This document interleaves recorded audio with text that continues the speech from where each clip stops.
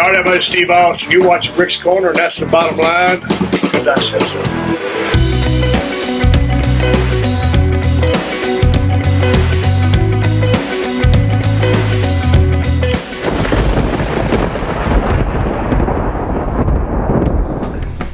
Welcome to Ric's Corner. You guys have asked for him, and he's back, Doug Brignole, and he's always a pleasure to have on my show. We have a lot of things to talk about, a lot of subjects in depth that most people don't even realize are going on in this world. So today, Listen bodybuilding. Listen bodybuilding, of course. Today, I want to talk a little bit about preparing for a contest, because a lot of you had said, what did people do the last 3 or 4 weeks out for a contest? How do they diet? What do they eat? And what do they cut out? Because many of you don't know, and I would imagine what you're doing is pretty similar to what we did back in the golden era. Because that's what works.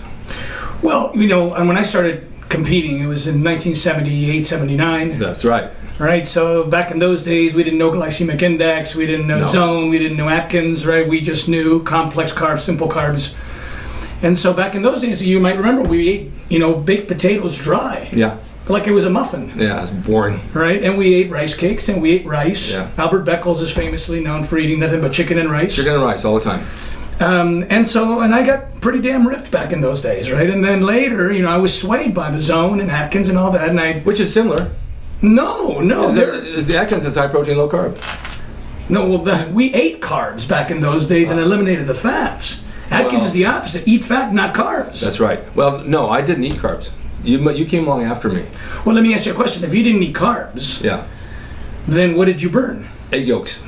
Fat. Yeah, fat. All right. Well, that's an Atkins. This is 69 through 79, and training at Gold down at the beach. We always lived on cheese omelets with whole eggs, cottage cheese, steaks or beef patties, sometimes chicken. All right. So you were doing an Atkins back then. Yes. High protein, high fat. Right. And zero no carb. I wouldn't have any carbs. There'd be no rice or anything white, pastas, white bread, anything during the week at all. All right. Well, here's the thing. Protein's not a fuel. Fats is a fuel, and carbs is a fuel, so you got to cut one of them out. Exactly, that's what I always said. You can't leave them both in. You can't have them both. Right. So they both work. Mm-hmm. I would argue that a high carb, low fat, or zero fat diet is better for a bodybuilder because A, we rely heavily on glycogen, which is muscle carbohydrate, and B, we spend a lot of glucose. So when I did do the Atkins diet, the zone diet, I lost a lot of muscle size. I got lean. No, that's true. But I lost it because my glycogen was depleted, and so now... I was exhausted. Listen, the people who have seen me here on your past shows can see the difference between what I look like then and what I look like now. I've been dieting now for 4 weeks, right? And all I did is I eliminated my fats, all of them. Yolks, beef, oils, almonds, all that stuff. I eliminated my fruit, my dairy, and my flour. But I eat a lot of rice, I eat yams, I eat steamed vegetables of any kind, I eat chicken, I eat egg whites. I eat a lot of food. I'm never hungry. I have never low blood sugar. I've come down from 12% body fat to 7% body fat. Just by cutting your fats? Just by doing that in 4 weeks. I did that. I'm trying to think back because we're talking about. I did this in the 80s. I was training at Steve Davis's gym. I did nothing but fish and rice all the time. Yeah. And I got so lean, your face changes, you get those dimples. And Well, I've got 7 weeks to go still. Actually, I did it for a year. I didn't have meat or chicken or anything. It was just fish and rice and veggies every day. Well, I will say this, that 1 day a week, I bring fats back in for health. It's the same thing when you don't have the carbs. 1 day a week you bring the carbs in. Yeah, 1 day a week, every Saturday I bring in, someone said, cheat day was yesterday, what'd you have? I said, I had salmon, I had 2 egg yolks, I had some almond butter, I had 2 avocados, I had some olive oil, and I replaced my rice for pasta on that 1 day. Yeah. They said, that's cheating? Well, according to your diet but I know what they're thinking. They're thinking pizza, ice cream, and all that stuff. Yeah, but I don't want to mess things up. I mean, I want to know that, and we'll talk about this in a second, on the last week, what has worked in the previous 3 months, and how I can manipulate that, right? If I've been eating jelly-filled donuts, it's going to be all over the place. My stomach's going to be weird. You might as well eat clean all the time and just bring the nutrients back that are out during the week. I'm glad you said that because somebody asked me when you were training back at Gold, did you stay on a diet year-round? Yes, I did. I don't remember ever deviating from it except on a Sunday. Yeah. It was all the way through Monday through Saturday was high protein, low carbs, and fats. All every day. And I remember going to my mom's house for dinner. She said, I made you a dessert. I made this with non-fat. I said, I can't eat this, Mom. Oh, you gotta try it. You gotta try it.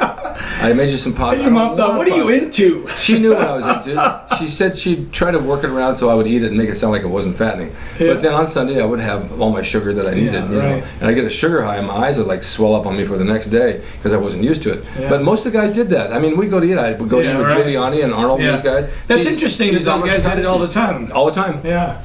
Now, you know, this past off season, you know, I got to about 218 pounds, which is heavy for me and not healthy for me. And I wasn't happy. I was eating beef every day. I was eating four whole eggs every day. I was eating cheese every day. I was eating butter every day. I was in hopes that I would gain as much muscle as possible. But now that I'm back to my contest training, my contest diet, I would say, you know, I don't think it's serving me very well. I don't think that eating those extra calories really does help you gain extra. I mean, you have to eat enough. Yeah. But beyond enough, like eating, you know, 10%, 20%, 30% more calories than you actually need does not help you build extra muscle. Oh, not at all. In fact, if you look back the days of Ken Waller, what he would eat everything he could, and he'd just gain a lot of weight. Yeah. He'd get real fat, but then he got to shed it. Yeah. Every pound you gain that's not good weight, you have to take off. And for every, let's say, pound of fat you lose, you might lose, you know, an eighth of a pound of muscle. Right. If you can stay pretty close all year round, and then have your little cheat days in between, you're pretty good. Yeah. That way it keeps you right on edge, and it's hard to do. It's really hard to do. It takes a lot of discipline because most of you guys out there tell me you can't do it. Yeah. The eating is your biggest problem, is what you're going to eat. Well, ironically, I have to tell you that I'm enjoying, I feel better now than I felt when I was eating whatever I wanted to. Plus, you look in the mirror, you see better results. Right. Now, does it take more discipline? Yeah, because it's kind of monotonous. Yeah. You know, you don't have the freedom to go to a restaurant or whatever you want, right? At least not right now. But it does teach me and us that what we can do is sort of a modified version of this on the days, you know, that you control. Yeah. You can eat very clean, and on the days that you have a birthday party to go to, or your girlfriend wants to take you to dinner, or whatever, you can do that. Yeah. And not feel guilty about it. Do you eat fruit? Right now, not at all. But would you have normally? I was eating fruit every day. Do you think that fruit is that fattening? Yeah. Really? Well, look, first of all, I've talked to a couple of biochemists, PhDs, and they told me both the same thing, that the fruit of sugar is preferentially goes to be stored in the liver. Okay. But the liver has a much smaller storage capacity than do the muscles. Right. So once it spills over in the liver, it goes to extra calories and body fat. Okay. But if you eat rice, there's plenty of glycogen, muscle glycogen, that it can go to. And so basically that's where it goes. That's good to know. That's really good to know. So it's more leeway. Plus, I also read an article. Now, look, these nutrition things, they all disagree with each other, by the way. Of course they do. Not one gets along with the other. They often say that fruit is somewhat inflammatory. Yeah. That if you have inflammatory issues, fruit is more likely. And then people go, well, what about the fiber? What about the vitamins? You're going to get them more from vegetables than you are from fruits anyway. Fruits are so good. When I was vegetables are better in terms of nutrients and sugar. When I was in the hospital and I lost all that weight and I was dehydrated, all I wanted to eat was watermelon and peaches and grapes. Well, you were in a different situation. I was in a different situation. You were depleted and needed to bring it back. I totally. Look, if you're hypoglycemia, you can eat a Hershey bar. It's probably the best thing you can eat. Yeah. A Hershey bar. Yeah. But under normal circumstances, no. No, but the fruit really did it for me. Yes. It really got me back. I don't eat as much now. I actually. And by the way, Hershey's going to sue you now for me saying that. Actually, I take my grapes and I put them in the freezer. And I'll take a dozen of them at night and I'll pop them in my mouth and eat them like little popsicles. Yeah. They're so good. Yeah, right. Frozen grapes? Yeah. So now you've got how many weeks before your show? I've got 6 weeks from this past Saturday for the Bill Pearl exhibition I'm doing in Oregon. Yeah. And 10 weeks for the World Championship in Ireland. Okay, here's the question that I get asked a lot. What do you do as far as your foods in cycles the next few weeks? What do you eliminate? Well, of course, it depends a little bit about how the trajectory is between now and then, right? Yeah. So you look at the mirror and you make a subjective decision, right? Am I going fast enough? Am I leaning out fast enough, right? It's a little bit like landing a plane. Am I dropping elevation at the right rate? Mm-hmm. If I feel like I'm not getting lean enough soon enough, then I will reduce calories. Right now, I'm not even watching calories. Right. I'm only watching types of foods, right? And right now, it looks like it's coming in nicely, although at the end, the last 3 weeks, I will inevitably cut calories. Yeah. So for right now, I'm just going to write it out. All I'm eating is, I eat 5 times a day. The first meal I eat is a protein drink, which is whey protein powder and water, and a bowl of cream of rice. Next one is 4 egg whites and a bowl of oatmeal. Next one is rice, chicken, and black beans. Next one is rice, chicken, and steamed vegetables. Mm-hmm. Next one is rice, vegetables, and yams. And that's it. Right, and water, iced tea. Yeah. And then on the Saturdays, I eat, I bring those things back. I told you I bring back. That's good meals, though. I mean, I can see where it gets boring. And then, when the last, I would say, week and a half is when you really want to start your depletion. Yeah. Right? And so now you do want to get a kick, right? In other words, you want to inflate up for the contest. Right. And the way you do that is by creating a situation in your body that makes it think it's in crisis. In other words, you starve it. Yeah. You starve it for 3 or 4 days of carbohydrate. You train like a maniac in the gym. You deplete all the glycogen from your muscles. Your body panics because it says, uh-oh, I'm in trouble. Yeah. So as soon as you're done with your 4 days of depletion, you start loading carbohydrate, and your body starts to hoard it in compensation for this panic, this crisis you've created, right? Yeah. And so you end up storing more glycogen you would normally store, and every 1 gram of glycogen holds 4 grams of water, and that goes right into the muscle, and so you get basically an inflation. You get a 5 pound, 6 pound, 7 pound increase of muscle size before the contest. That's now, good. what I try to do is, on the very last day before the contest, I'll kind of bring back the diet because I want to settle everything down. I don't want any, puffiness. I don't want any bloat. I don't want to feel my stomach too full. I kind of go back. All that stuff's already in the muscles and just sitting there now. Right. And then the last day, just kind of mellow out and let it just relax. That's good. You guys take notes on this because this works. Yeah. What about diuretics? No, not for me. Some do, though. Some people do, right? Yeah, I guess. I've heard they do. Look, I mean, a diuretic doesn't know where you want to remove the water from. Takes it all over. If you could pick and choose to say, now here you go, take this pill, and then only take the water from the skin. Yeah. Because I need it in the muscle. Right. It takes that. No, it takes it more out of the muscle. Yeah. Because that's where it's in greatest abundance. Exactly. And it takes it out of your bloodstream, which means you drop blood pressure, which is what it's for, by the way, right. Dropping blood pressure. And then what happens? You lose blood volume, you lose your veins, you lose your vascularity. You go flat. Yeah, you get smaller, veins go away, you start to cramp up because your minerals, are pissed out. Yeah. Pissed off. Yeah, pissed off. All right, so 2 days before a contest, you're down pretty much to nothing. Except, wait, the night before? You carb up the night before? No, that's what I'm saying. Is so I might start this the carb depletion about 9 days. Okay. And I might deplete for 4 or 5 days, okay. And I'll low for 2 or 3 days or 4 days, and then the one single day before the contest is when I just kind of go back to the diet, but in a nice, easy way. Okay. But you don't deplete on the day before the contest. No, not at all. I know that, but I know that a lot of guys. But you also don't load on the day before the contest. No. Some guys do. They suck on honey, drink wine. Well, I've seen guys a week later look better. Yeah. Well, there's 2 reasons for that. One is because they didn't give themselves enough time to reload their glycogen, but also the stress is gone. Yeah. And when the stress is gone, things start to normalize anyway. So it's true. Yeah. So, but I mean, look, I've been doing this. This is my 40th year of competing. I'm retiring after this year of competition. I'm 56. I started when I was 16 years old. Right. So I've done it enough times. Yeah. To know not to stress out before the contest because I'll look better afterwards. Can we have the contest next week after everybody leaves? Yeah, that's right. All right. So let's talk about your book. Well, it's done. It's a big book. I've been working on this for 9 years.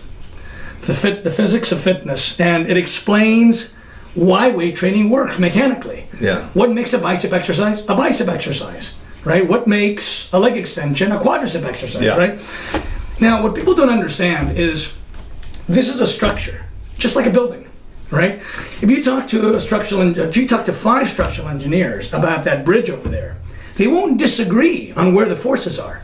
They'll say, well, because this is positioned like this, the force is there. We can measure how much force is there by this, and the body's the same way. Yeah. So it mystifies me that no one has come before me and said, here's how you quantify this. There should be no debate as to what loads, what muscle, how much, and where. And yet there are, because there's been so much commercialization and so much myth and so much, just folklore. Yeah. That people don't know whether a hack squat is better than a front squat is better than a leg press. But this is measurable. This is quantifiable. All you have to do is measure this angle, this length lever, the way this attaches to that. It's literally measurable. You can literally come to exact figures and say, well, based on the mechanics, that exercise loads that muscle more than this one does. Yeah. Then why would I use that one? Right. Oh, yeah, it makes sense. So this book explains all that and more, whether it's better to use dumbbells or barbells, whether it's what's a unilateral exercise versus a bilateral exercise, what's the difference, which one's better, which one's worse. So what I've done here is I'm in the process of negotiating with publishing companies right now because I don't want to self-publish. It's just too much hassle, too much work. I'd rather just give it to a publisher. But in the meantime, people have been begging me for the information, right? Yeah. And so here it is. I'm going to make it available digitally only. Okay. It's not in paper. It's not in print. It's available as just a PDF file. A download. A download. Okay. So for $50, you can have this whole book, all the information, and then I would imagine within the next 5 or 6 months it'll be available in print. Right. If you want to get that one too, you can. That'll be obviously a different deal with the publishing company. But if you want the information, which is just you look through it. I mean, the table of contents, I think you're going to put. I mean, it's profound. I mean, it reveals some things in here that you wouldn't even believe it reveals. It's like, God, that makes perfect sense. Well, you always make perfect sense. So that will be available when? So this is available basically as of September 1st. Okay. So if you send $50 to my PayPal account, which is dbfitness@aol.com, which is my email address, and you send me an email to dbfitness@aol.com and let me know that your PayPal amount in the name of this is you, then I will send you a link to a Dropbox. Okay. And you will just download it from Dropbox. That's very good. I think you guys should do it. I mean, Doug knows a lot of stuff about what we're talking about. I mean, he knows a lot more than anybody I know. And you'll find everything you want in that. Well, if it's any indication, like, I'm in better shape at 56 than I was at 26. Yeah. And this is at a time when most bodybuilders are breaking down. Their joints are breaking down. Their muscles are breaking down. Yeah. And yet I've been able to manipulate things so that it's more efficient. Mm-hmm. And I work less hard. And I strain the joints less. And I do one exercise per muscle. I do fewer sets than most people could even think of doing for a body part, and yet my results are as good or better. I actually started doing that because of you. I started doing fewer sets. Yeah. Just one body part, and I'm getting better results. Yeah. Look, there's no reason to do 2 or 3 different exercises per muscle, per workout. No. Most muscles, like a tricep, a quadricep, a bicep, a lateral deltoid, they just do one thing. Yeah. The idea that you're going to do multiple angles, the muscle doesn't know. It only pulls on that bone and only pulls on it one best way. Yeah. It might pull on some other compromised ways, but it pulls on it one best way. Yeah. So if you do that one best movement with the one best direction of resistance, boom, that's all you need. 10, 12 sets, 15 sets at most of that exercise, starting light into your heaviest sets. I start with 50 reps, I go down to sometimes as low as 4 reps, increasing every set. Yeah, of course. Boom, your body part is wasted and done. You can't even, when we do any body part, you can't even imagine doing another exercise for that body part. It's done. But you guys, when you see this, go to his website. You can see the book, you can download it, and send everybody. The website is dougbrignole.com. And as I said, the PayPal account is dbfitness@aol.com. That's about it. $50. Thank you, Doug. Thank you, sir. My pleasure. For being here. You guys, stay tuned for more Ric's Corners. I'll have Doug back again for more information, and we'll see you next time.